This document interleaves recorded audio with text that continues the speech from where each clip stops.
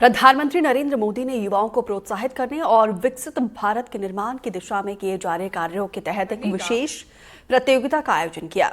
इस आयोजन में पूरे भारत से लाखों बच्चों ने हिस्सा लिया और 1500 बच्चों को दिल्ली बुलाया गया, जहां पे बच्चों ने पीएम के आगे अपने विचार रखे। इस आयोजन में शामिल होने के लिए जबलपुर की रहने वाली जिज्ञासा जैन भी make in India the global manufacturing power house पर अपनी प्रस्तुति दी है।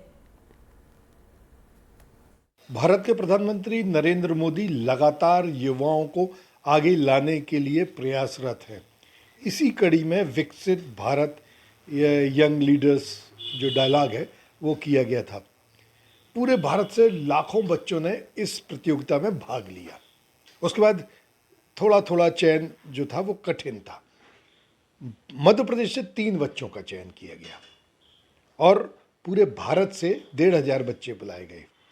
उसके बाद 10 बच्चों को प्रधानमंत्री के सामने अपनी बात रखने का मौका मिला कि वो कैसा भारत चाहते हैं, आखिर भारत कैसे विकसित होगा। उन 10 बच्चों में हमारे जबलपुर की एक बेटी भी शामिल थी। इसने भी सारी प्रतियोगिताओं को पार किया और उसके बाद भारत के प्रधानमंत्री से मिलने का मौका मिला। बेटा, आपका नाम क्या है, किस स्कूल में पढ़ती हो और आखिर कैसे आपने ये अचीवमेंट किया? मेरा नाम जिज्ञासा जैन है। मैं government MH home science college की स्टूडेंट हूँ। ये बेसिकली ऑनलाइन कंपटीशन से स्टार्ट हुआ था। तो सबसे पहला फर्स्ट फेज़ पे क्विज़ कंपटीशन था, सेकंड फेज़ पे ऐसे कंपटीशन, ये भी ऑनलाइन था, थर्ड फेज़ पे पीपीटी प्रेजेंटेशन था, ये ऑफलाइन था। तो इसके लिए हमें भोपाल जाना था, वहाँ पे हमारा सिलेक्शन हुआ और फिर भोपाल में ही दिल्ली की एक मैम इंटरव्यू के लिए आई थी, तो उन्होंने टॉप 45 स्टूडेंट्स उस बेसिस पे मार्किंग हुई और टॉप 45 स्टूडेंट्स नेशनल के लिए अभी 10, 11, 12 में दिल्ली गए थे। कुल कितने बच्चे आए और उनके बीच में से आपका कैसे सिलेक्शन हुआ? Total all over the India 1500 students आए थे। हर टॉपिक पे 10 टॉपिक्स थे, तो अलग अलग हर टॉपिक पे 1500 स्टूडेंट्स थे। उनका वहाँ पे फिर से पीपीटी प्रेजेंटेशन हुआ और फिर इंटरव्यू कॉल के बाद वहाँ पर भी एक बार इंटरव्यू लिया गया कि आप कैसे पीएम के सामने प्रेजेंट कर पा रहे, टॉपिक नहीं कर पा रहे। उसके बाद फिर टॉप 2 स्टूडेंट्स को हर टॉपिक पे लिया गया। आपने क्या प्रेजेंटेशन दिया, क्या बताया प्रधानमंत्री को? जी, मेरा टॉपिक था making India the global manufacturing power house. तो हमने कैसे मैन्युफैक्चरिंग को अपन ग्रो कर सकते हैं, कैसे लोकल फॉर वोकल से, जैसे मोदी जी ने भी बताया लोकल फॉर वोकल अभियान, जिसके थ्रू अपना मैन्युफैक्चरिंग को अपन ग्रास रूट लेवल से ले जाके उसको कैसे इंटरनेशनली भी प्रमोट करें। क्योंकि सबसे मेन, अगर आपको अपनी जीडीपी वगैरह कुछ भी ग्रो करनी है तो उसके लिए मैन्युफैक्चरिंग एक बैकबोन टाइप है। अगर मैन्युफैक्चरिंग नहीं बढ़ेगी तो फिर वो अपना अच्छे से देश की ग्रोथ नहीं हो पाएगी।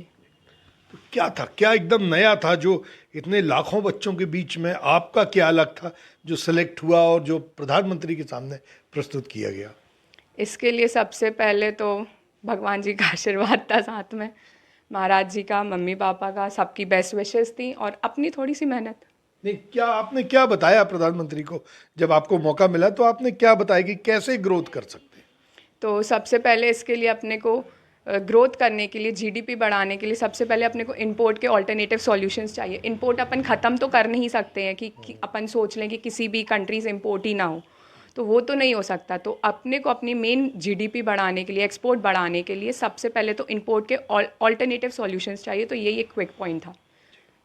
अच्छा, जब प्रधानमंत्री आए हैं उन्होंने आपसे बात की, तब कैसा महसूस हुआ, क्या लगा आपको?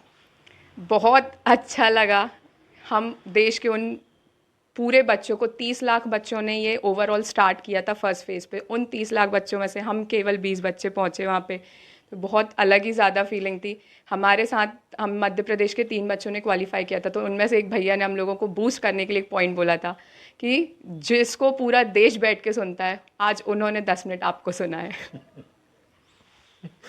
ये बहुत खुशी की बात है कि जिसको बैठ के पूरा देश नहीं, पूरी दुनिया सुनती है, उसको इन 10 बच्चों ने सुना दिया और बता दिया कि देश का विकास कैसे हो सकता है। अब और क्या चाहते हो आप? प्रधानमंत्री से क्या मांगा आपने? प्रधानमंत्री से उन्होंने हमको ये बोला कि अब विकसित भारत किसी प्रधानमंत्री को नहीं बनाना या केवल मोदी जी का सपना नहीं, अब विकसित भारत हर युवाओं को बनाना है, तो उसमें अपना योगदान देना।